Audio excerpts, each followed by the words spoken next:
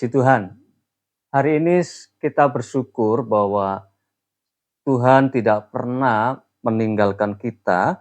Tuhan terus senantiasa menuntun langkah demi langkah dalam hidup kita sebagai orang percaya kepadanya.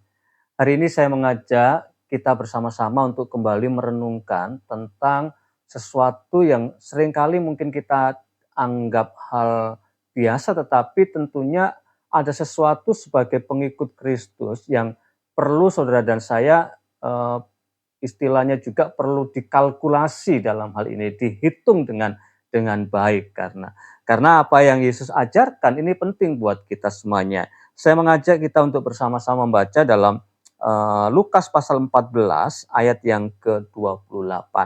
Lukas 14 ayat 28. Sebab siapakah di antara kamu yang kalau mau mendirikan sebuah menara tidak duduk dahulu membuat anggaran biayanya, kalau cukup uangnya untuk menyelesaikan pekerjaan itu.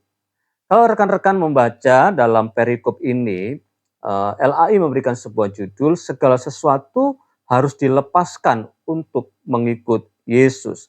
Dan kemudian Yesus memberikan sebuah pengajaran di sini dan memberikan sebuah perumpamaan tentang mendirikan menara. Apakah sudah siap? Ketika mendirikan menara, Yesus memberikan sebuah ilustrasi bahwa hal yang sangat praktis yang seharusnya juga dilakukan oleh setiap orang. Siapa yang mau membangun menara tapi tidak menghitung dulu anggarannya, tidak menghitung dulu biayanya, cukup enggak uangnya, dan jangan sampai dalam perjalanan bangunan ini menjadi mangkrak, tidak dikerjakan dengan baik dan kemudian menjadi bahan tertawaan orang lain. Begitu juga dia memberikan gambaran bahwa seorang raja yang hendak berperang, dia harus duduk dulu, kemudian berpikir, memikirkan, menimbang kekuatannya, sanggup nggak menghadapi musuh dengan kekuatan pasukannya. Kalau memang nggak mampu, lebih baik cari jalan damai sehingga tidak mengorbankan pasukannya atau mengalami kekalahan yang sangat fatal. Saudaraku, rekan-rekan, ini bukan sekedar soal hitungan bisnis atau strategi perang, tapi ini juga memberikan gambaran ketika kita mengikuti Yesus. Ada harga yang harus dibayar. Ada harga yang harus dibayar. Dan dari awal, Yesus tidak menyembunyikan hal ini. Mengikut Yesus itu ada bayar harga, kalau istilah kita. Ada biaya yang di sana. Memang kita diselamatkan dengan kasih karunia hanya dengan percaya. Tetapi ketika kita mengikut Yesus, maka saudara dan saya tidak hanya sekedar mengganti identitas KTP kita, misalnya dari non-Kristen menjadi agama Kristen, atau sekedar saudara dan saya pergi ke gereja, nyanyikan lagu-lagu rohani, atau kalau zaman sekarang mungkin hanya sekedar posting ayat di media sosial kita. Enggak seperti itu. Ada harga, ada hal besar yang harus diperhitungkan di sini. Yang pertama adalah siap memikul salib. Siap memikul salib. Mungkin agak sedikit asing kalau kita saat ini berbicara tentang memikul salib. Tapi Kristus dari awalnya berbicara kepada para pengikutnya, kamu harus memikul salib. Lukas 14 ayat 26 sampai 27 berkata demikian. Jikalau seorang datang kepadaku dan ia tidak membenci bapaknya, ibunya, istrinya, anak-anaknya, saudara-saudaranya, laki-laki atau perempuan, bahkan nyawanya sendiri, ia tidak dapat menjadi muridku. Kemudian ditegaskan dalam ayat 27, barang siapa tidak memikul salibnya dan mengikut aku, ia tidak dapat menjadi muridku. Tuhan Yesus memberikan penegasan dalam artian harus rela dalam tanda kutip membenci. Ini bukan berarti secara literal dan kemudian membenci beneran orang tua kita atau membenci keluarga kita, tidak. Memberikan sebuah pengertian saudara dan saya memiliki prioritas dalam hal ini.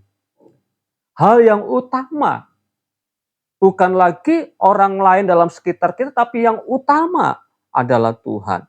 Bahkan nyawa kita pun itu menjadi taruhannya demi mengikut Yesus.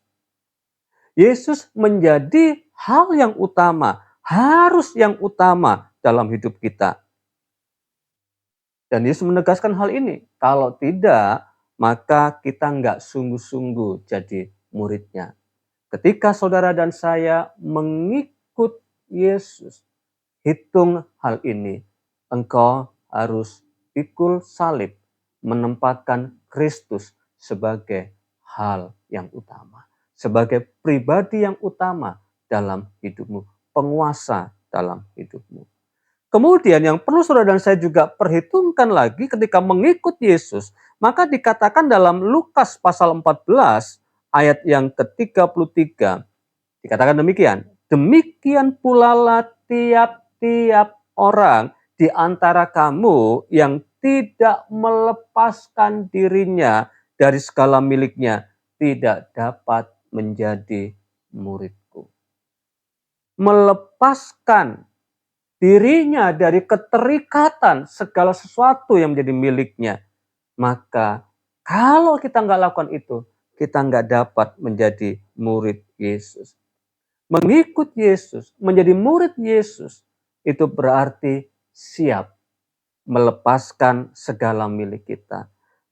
Bukan hanya harta, tapi juga ego, ambisi, dan kenyamanan. Mengikut Yesus tidak bisa setengah hati. Mengikut Yesus harus benar-benar memang hidup buat Tuhan Yesus Kristus. Jadi rekan-rekan yang dikasih Tuhan, menyangkal diri, melepaskan segala hal untuk mengikut Yesus itu menjadi sesuatu di mana saudara dan saya menempatkan, menjadikan Yesus yang terutama. Di dalam ayat yang lain, di dalam Matius 16 dicatat juga demikian. Lalu Yesus berkata, Matius 16 ayat 24 sampai 27. Lalu Yesus berkata kepada murid-muridnya, setiap orang yang mau mengikut aku, ia harus menyangkal dirinya, memikul salibnya dan mengikut aku. Karena barang siapa mau menyelamatkan nyawanya, ia akan kehilangan nyawanya. Tetapi barang siapa kehilangan nyawanya karena aku, ia akan memperolehnya. Apa gunanya seorang memperoleh seluruh dunia, tetapi kehilangan nyawanya? Dan apakah yang dapat diberikannya sebagai ganti nyawanya? Sebab Anak manusia akan datang dalam kemuliaan Bapanya, diiringi malaikat-malaikatnya. Pada waktu itu, ia akan membalas setiap orang menurut perbuatannya. Jelas bahwa Yesus memberikan penegasan. Siapa yang mau menyelamatkan nyawanya, justru akan kehilangan nyawanya. Tetapi siapa yang rela kehilangan nyawanya, maka dia akan memperoleh kehidupan. Saudara yang dikasih Tuhan, dunia dapat menawarkan segalanya, popularitas, kekayaan, kenyamanan, terkenal, sanjungan-sanjungan, tetapi semua itu tidak bisa menggantikan nyawa kita, tidak bisa menggantikan kehidupan kekal, tidak bisa membeli keselamatan. Hanya di dalam Yesus. Tapi percayalah, ketika engkau mengikut Yesus, berjalan bersama Yesus, dia juga tidak akan pernah meninggalkan hidupmu. Pemeliharaannya juga sempurna.